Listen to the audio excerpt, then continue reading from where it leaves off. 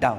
फिर मैंने स्वर्ग से ये बड़ा शब्द आते हुए सुना, अब हमारे परमेश्वर का उद्धार और सामर्थ्य और राज्य और उसके मसीह का अधिकार प्रकट हुआ है, क्योंकि हमारे भाइयों पर दोष लगाने वाला जो रात दिन हमारे परमेश्वर के सामने उन पर दोष लगाया करता था, गिरा दिया गया है. Okay? Now, ये वो स्क्रिप्चर है जहाँ we'll spend some time. And they overcame him. और उन्होंने उस पे जय पाई, उस पर जयवंत हुए. Now this is not talking about the angels anymore. अब यहाँ पर ये स्वर्गदूतों की बात नहीं कर रहा है. This is talking about saints on the earth. अब ये पृथ्वी पर जो संत हैं उनकी बात कर रहा है. वहाँ तो हारा ही. There he was defeated. Heaven की टीम से तो हारा ही. He was defeated by the team in मगर heaven. परमेश्वर की एक टीम पृथ्वी में भी है. But God has a team on the earth. Double हारा. वहाँ भी हारा. He was defeated there. और यहाँ भी हारा. And he's defeated here. Amen. The team up there kicked him here. ऊपर जो टीम थी उसने यहाँ फेंक दिया उसको. And the team here trampled him under their foot. और यहाँ जो टीम है उसने पांव तले कुचल दिया. And they overcame him और वे उस पर जयवंत हुए by the blood of the lamb मेमने के लहू के कारण and by the word of their testimony. और अपनी गवाही के वचन के कारण. And they did not love their lives to the death. और उन्होंने अपने प्राण को प्रिय ना जाना, मृत्यु तक भी सह ली. Okay. Now put one more scripture, verse 12. Therefore rejoice, O heavens, and you who dwell in them. इस कारण हे स्वर्गों और उनमें रहने वालों मग्न हो. Woe to the inhabitants of the earth and the sea. हे पृथ्वी और समुद्र तुम पर हाय, For the devil has come down to you, क्योंकि शैतान तुम्हारे पास उतर आया है having great wrath, बड़े क्रोध के साथ, because he knows that he has a short time. क्योंकि वो जानता है कि उसका थोड़ा ही समय बाकी है. Woe, the Bible is saying, to the inhabitants of earth who cannot overcome him, because he's going to mess them up.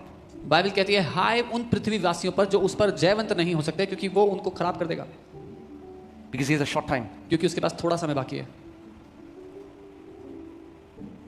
But for you and me, लेकिन आपके और मेरे लिए, and they overcame him. और उन्होंने उस पर जय पाई, उस पर जयवंत हुए. और मैं चाहता हूं आप ध्यान से आज इस आयत को समझो.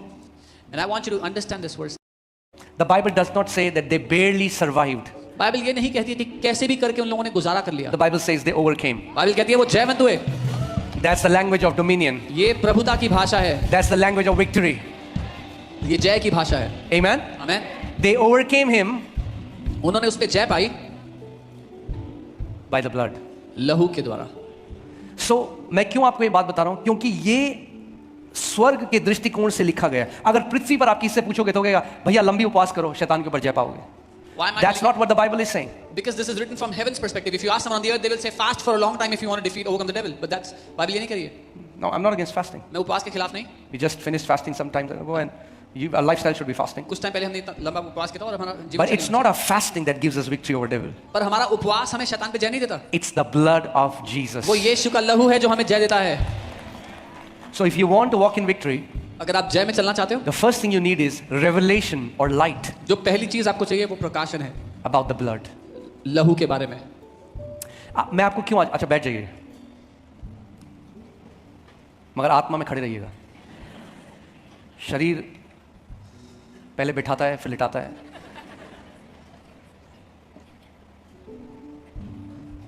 मैं आपको क्यों ये बात बता रहा हूं आज, क्योंकि कितने मसीह आज जो कहते हैं नहीं मुझे सच में लहू के बारे में जानना है, मुझे प्रकाशन के बारे में जानना है. नहीं, ज्यादा क्या कहते हैं कि नहीं पहले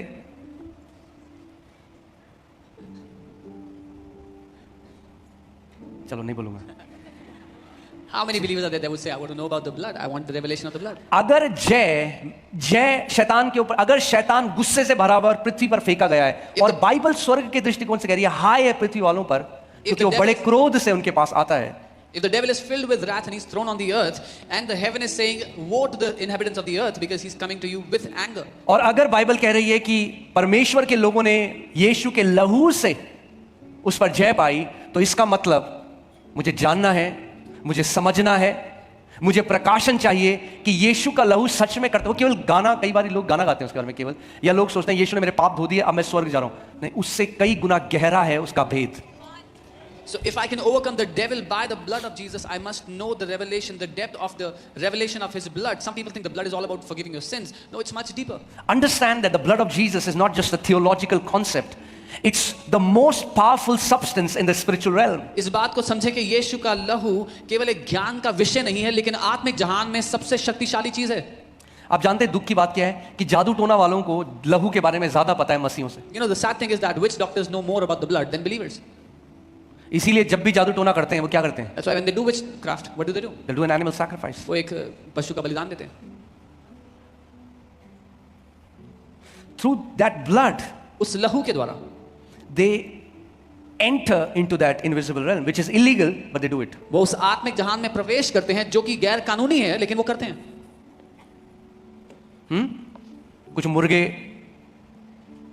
का लहू बहाते हैं, Some shed the blood of chickens, बकरी का लहू बहाते हैं। some goats. The sad thing is, but कुछ इंसानों का बहाते हैं। दुख की बात यह है, some even kill humans for sacrifice. मगर एक ऐसा लहू है But there is a blood जो खुद परमेश्वर का है, that is और उससे God's own. ताकतवर लहू और कोई है नहीं। That is God's own blood, and there is no other blood that is more powerful than that. And see what they have to do is for every ritual that they do, every time they have to shed a fresh blood. और उनको हर बार जब वो कोई ऐसी प्रक्रिया करते हैं, उनको हर बार ताजा लहू बहाना पड़ता है। But there was a blood that was shed 2000 years ago लेकिन एक लहू है जो 2000 साल पहले बहाया गया, that is still warm and that is still living, जो आज भी ताजा है, जो आज भी जीवित है, that has not lost its power, जिसने अपनी ताकत गवाई नहीं है, the most powerful substance in the universe. जो पूरी सृष्टि में सबसे ताकतवर है।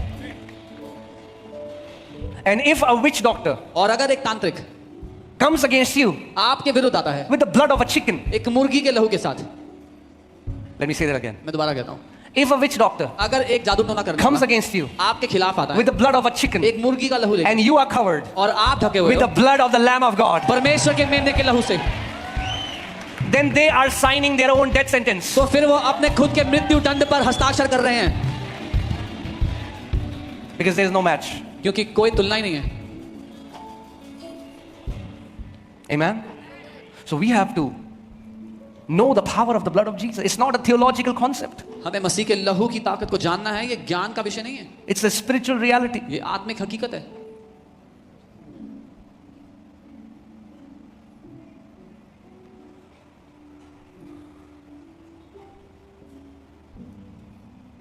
Can I tell you something? I know some people will not understand it, but let me tell you. मैं जानता हूँ कुछ लोग नहीं समझेंगे, पर मैं बताता हूँ। Some people believe their prayers, they'll quote Daniel, their prayers, Daniel's prayer was hindered, demons hindered his prayers. कुछ लोग मानते हैं, वो दानियल को बोलते हैं कि दानियल की प्रार्थना रुक गई थी, हमारी भी रुकती है, दुष्ट आत्मा रुकती है। That cannot happen with you. ये आपके साथ नहीं हो सकता है। The blood was not shed then. तब लहू बहाया नहीं गया था। Now, अब you have access आपके पास प्रवेश to करने the की most अनुमति holy है। place. अति पवित्र The स्थान है। Bible says by the blood of the Lamb. Bible कहती है मेमने के लहू के द्वारा। Oh, if, understand this, it's not just going to heaven. सिर्फ स्वर्ग जाना नहीं बात है। अगर हम लहू नहीं समझेंगे, If you don't understand the blood,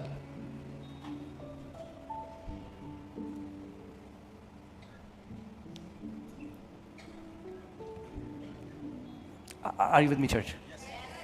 Every time you pray, जब कभी आप प्रार्थना करते हो, how do you go before the throne of grace? कैसे अनुग्रह के सिंहासन के सामने आते हो? It's because of the blood. केवल लहू के कारण।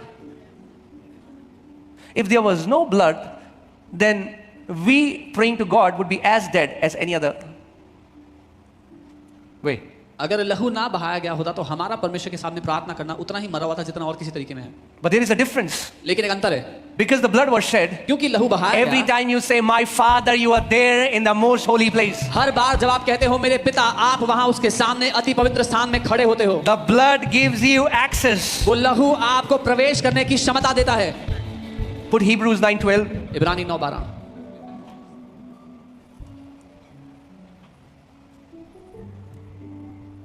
The Bible now says there is a way that has been made for us. Bible कहती है एक रास्ता है जो हमारे लिए बना दिया गया, तैयार कर दिया गया।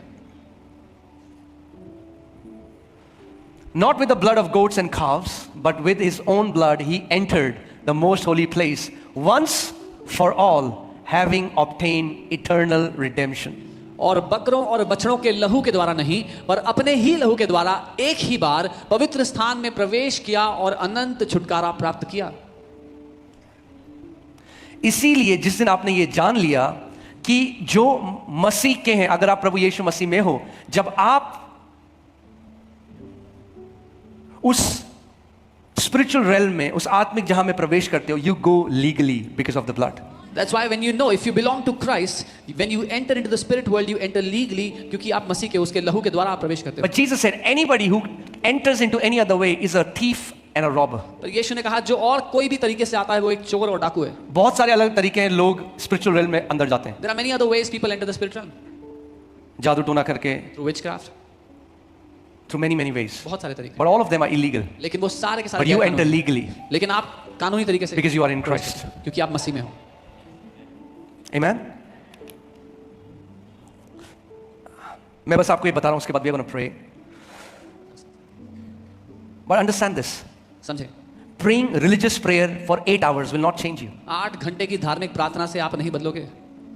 Praying wrong prayers longer will cause you more harm. गलत प्रार्थना ज्यादा समय तक करने से ज्यादा नुकसान होता है. Pray more. और Pray मत what? करो. और क्या प्रार्थना करें? Sadducees were used to pray a lot. सदूसी बहुत प्रार्थना करते थे.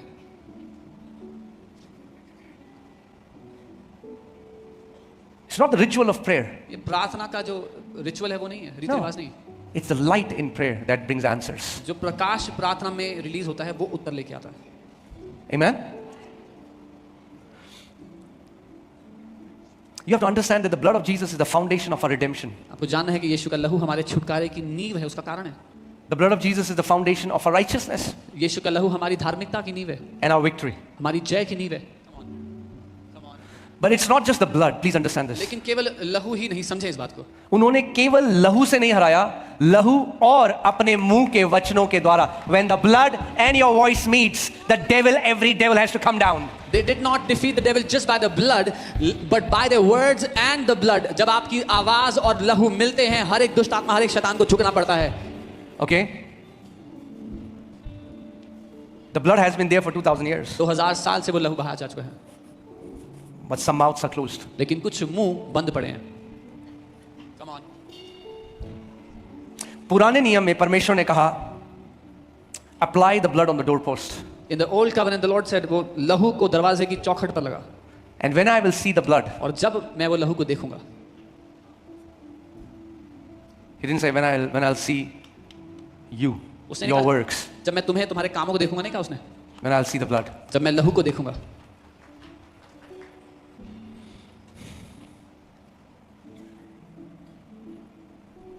God didn't say when I'll see your tears. परमेश्वर ने नहीं कहा जब मैं तुम्हारे आंसुओं को देखूंगा. He said when I'll see the blood.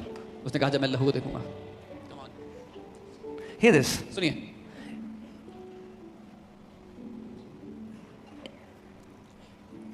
मैं कैसे ये कहूँ क्योंकि कई लोग नहीं समझते और फिर बुरा मानते हैं. Some people don't understand and they get offended. God is filled with emotions.